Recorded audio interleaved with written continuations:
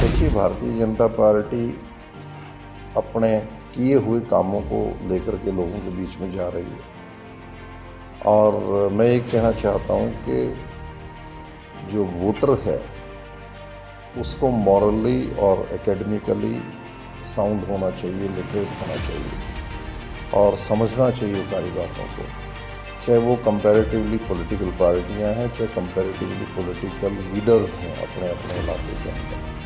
उनको उनका आंकलन करके और अपने वोट का फैसला करना चाहिए। पूर्व मंत्री व बीजेपी प्रोफेसर छत्रपाल ने कहा कि 30 मई से 30 जून तक जनसंपर्क अभियान देश भर में अभियान चलाया जाएगा। उन्होंने कहा कि अगले चुनावों को लेकर तैयारियां की जा रही हैं, आगे 2024 में होने हैं। सभी राजनीतिक दल अपने अपने प्रचार अभियान चला रहा है। प्रोफेसर छत्रपाल ने कहा कि रानिया ने अपनी बात सीएम के समक्ष रखी, परंतु दुपट्टा क्यों उतारने की जरूरत थी। उन्होंने कहा कि पति पर हमला हुआ था, वह कानूनी कार्यवाही की मांग कर रही थी। प्रोफेसर छत्रपाल ने महिला ने भावुक होकर यह कार्य किया है। उन्होंने कहा कि बीजेपी अपने किए गए कार्यों को लेकर लोगों के बीच जा रही है। उन्होंने कहा कि देश के प्रधानमंत्री लगातार अच्छे कार्य कर रहे हैं। ये जनसंपर्क अभियान जो 9 साल मोदी जी ने बतौर प्रधानमंत्री भारतवर्ष के अंदर काम किया है, उन विषयों को लेकर के जनता के बीच में पार्टी के कार्यकर्ता और नेता जाएंगे और जो कर पाए हैं कंपैरेटिवली, पीछे जो सरकारें रहती थी, पीछे जो प्रधानमंत्री रहते थे, उनके मुकाबले में क्या बेहतर किया है, क्या बेटर किया है, वो बताने के लिए जाएंगे। और ये आवश्यक भी है क्योंकि एक वर्ष के बाद देश के लोकसभा के चुनाव होने हैं और दोबारा से भारत के अंदर कैसी सरकार हो, कौन प्रधानमंत्री हो, इन सारे विषयों को लेकर के भारतीय जनता पार्टी की चिंता कि यदि 9 साल बेटर रहे हैं प्रधानमंत्री के रूप में मोदी जी के, लोगों को ये बताने के लिए, तो आने वाला जो समय है वो फिर मोदी जी के हाथ में आए, ये 1 महीना उसी दिशा के अंदर रहेगा। पूरी भारतीय जनता पार्टी हरियाणा के और देश में दूसरे प्रांतों के अंदर भी ऐसा ही सिलसिला चलेगा।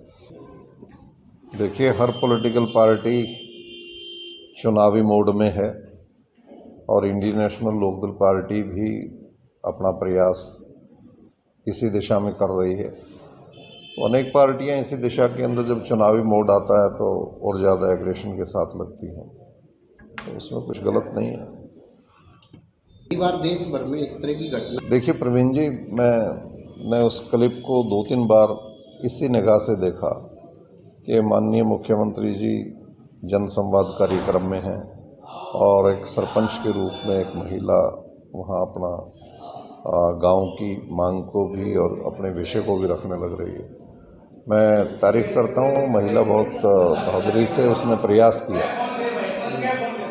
लेकिन ये बात समझ में नहीं आती कि उसको दुपट्टा क्यों उतार करके रखना मुख्यमंत्री जी की तरफ, क्योंकि आ रही थी साथ में कि उनके पति के ऊपर जानलेवा हमला हुआ है, तो उससे दुपट्टा रखने का कोई कार्य, बात समझ में नहीं आती, क्योंकि वो एक अलग प्रोसेस है कार्रवाई का। हमला क्यों हुआ, कौन लोग थे, पुलिस क्या काम करने लग रही है, वो तो मुख्यमंत्री जी वहाँ सुन ही लेते। लेकिन मैं समझता हूँ कि वो भावावेश के अंदर उसने उस किस्म का प्रोटेस्ट किया और it's very unfortunate, you can say.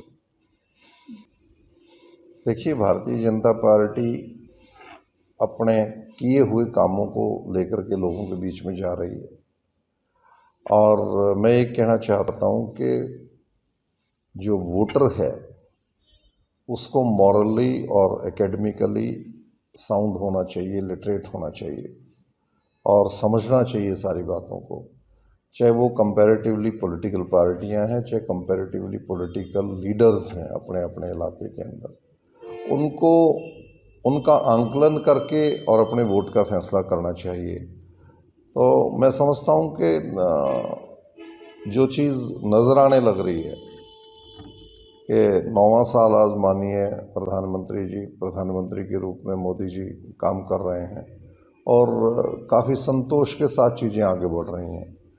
कुछ एक विषय हैं जो धरना प्रदर्शनों के रूप में आते हैं, उनकी विवेचना भी लोगों के बीच में है और जो काम हुए हैं उनकी विवेचना भी लोगों के बीच में है। तो आने वाला समय तय करेगा इस बात को। देखिए, धरना व्यक्ति तब देता है जब उसको ये लगता है कि मेरी बात को समझा नहीं गया है, सुना नहीं गया है। और कई बार सत्ता में बैठे हुए लोग इस बात का आंकलन कर लेते हैं कि उसकी बात के ऊपर कम ध्यान जाता है और ये समझ में आ जाती है ये तो कोई पॉलिटिकल वजह से बैठा होगा। क्योंकि चाहे मुख्यमंत्री जी के जनसंवाद कार्यक्रम हैं और चाहे पार्टी के लोग और सरकार बीच में काम कर रही है, कोई ऐसा विषय नहीं समझ में आता। अब मैं तलवंडी खुद गया था तो मैंने कहा कि आज जो लोग बैठे हैं रास्ता बंद होने के बाद बैठे, रास्ता जब बंद होगा किसी समय में, विधायक और सांसदों के जहन में बात रहती है तो उनको टाइमली इंटरवीन करना चाहिए था। और मैंने तो ये तक कहा कि यदि हम लोग इस उत्तरदायित्व में जिम्मेवारी में रहते तो इस किस्म की घटनाएं नहीं घटती और लोगों की असुविधा की बात नहीं आती। तो मैं इस बात को स्वीकार करता हूँ। अब ये जो मिल गेट साइड के अंदर एक रोड बहुत दिनों से उसके ऊपर काम नहीं हो रहा था, कई बार ठेकेदार भाग जाते हैं, ब्लैक लिस्टेड हो जाते हैं और वर्किंग प्रोसेस में डिले हो जाता है। बट अधिकारियों को उस पर तत्पर रहना चाहिए और इस किस्म के विलम्ब नहीं होने चाहिए। तो मैं तो माननीय मुख्यमंत्री जी को ये बात ज़रूर कहूँगा कि जहाँ जहाँ धरने हुए हैं और यदि वो आप उसका आंकलन ज़रूर करवाएं कि यदि हमारे पार्ट पे, लीडर्स के पार्ट पे, ऑफिशियल्स के पार्ट पे यदि कोई डिले हुआ है तो उसको रेक्टिफाई करवा दें, तो धरना के ऊपर बैठे हुए लोगों को राहत मिल जाएगी। ऑटोमेटिक है ये।